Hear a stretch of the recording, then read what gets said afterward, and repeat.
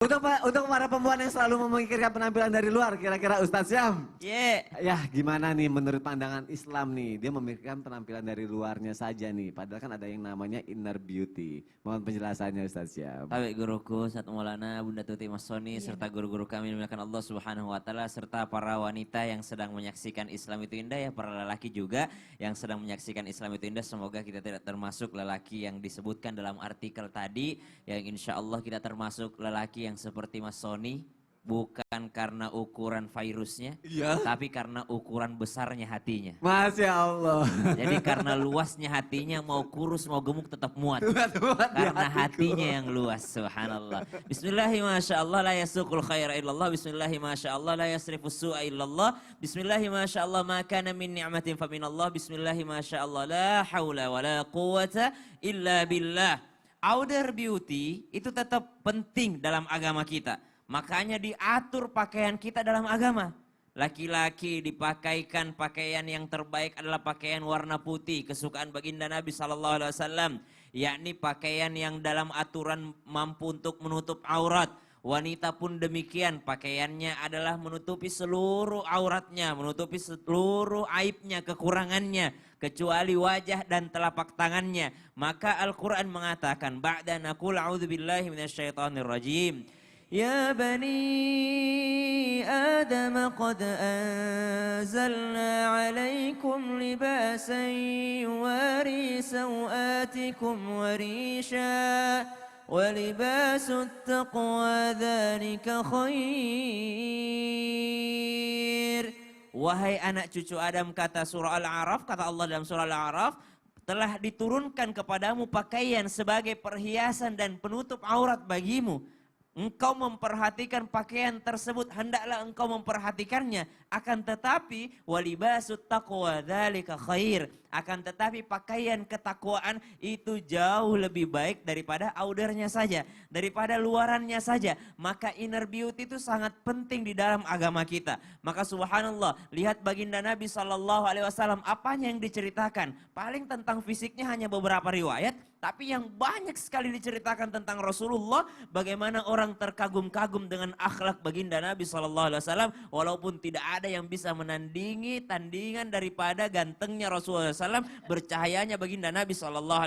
Namun yang banyak diceritakan adalah akhlak beliau. Kenapa? Karena ternyata wajah yang cantik itu mampu untuk memikat, tapi akhlak yang baik itu mampu untuk mengikat.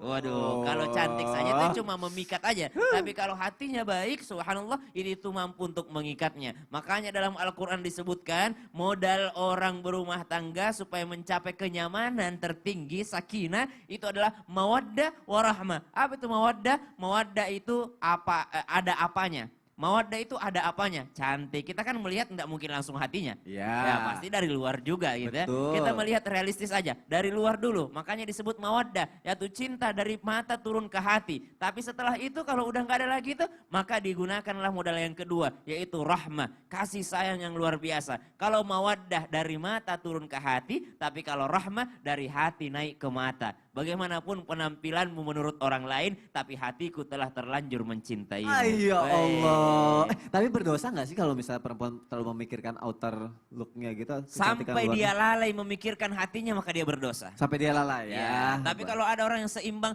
Allahumma kama hassanta khalqi fahasin khuluqi. Ya Allah, sebagaimana engkau memperbaiki penciptaanku, wajahku, segalanya, maka perbaiki pula akhlakku, maka itu tidak berdosa. Masya Allah. Berarti jangan cuma hanya memikat dengan wajahmu, tapi ikat juga dengan akhlakmu seperti Ustadz Syam bilang. Masya Allah, terima kasih guru-guruku. Semoga terjawab ya jam yang ada di rumah. Tapi kalau misalnya masih belum puas juga dengan jawaban-jawabannya, sekarang aku mau ngebacain pertanyaan nih yang sudah masuk ke media sosial Islam itu Indah. Langsung aja kita masuk ke segmen Tanya Dong Ustadz. Kami semua tanya dong Ustadz.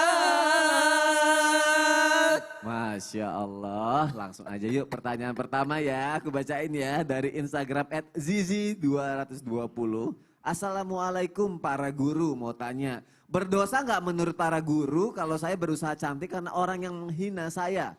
Saya capek Ustadz karena selalu dikatain mukanya hitam, badan gendut, ya Allah. Terus saya termotivasi untuk cantik agar membuktikan sama mereka kalau saya nggak sejelek yang mereka bilang. Kalau kayak gitu dosa nggak tuh Ustadz Maulana? Kata dosa, mohon maaf, ada nggak yang dirugiin? Ada nggak dirugiin? Nggak ada kan? Iya. Ada masalah nggak dengan dia? Jawabannya kembalikan pada diri. Ketika orang mengejek kita, mengomentari kita, terus kita termotivasi, tinggal dilihat arahnya kemana. Kalau ketika kita itu jadikan bahan semangat untuk lebih. Karena bisa jadi komentar mereka itu bentuk kasih sayangnya, bentuk perhatiannya.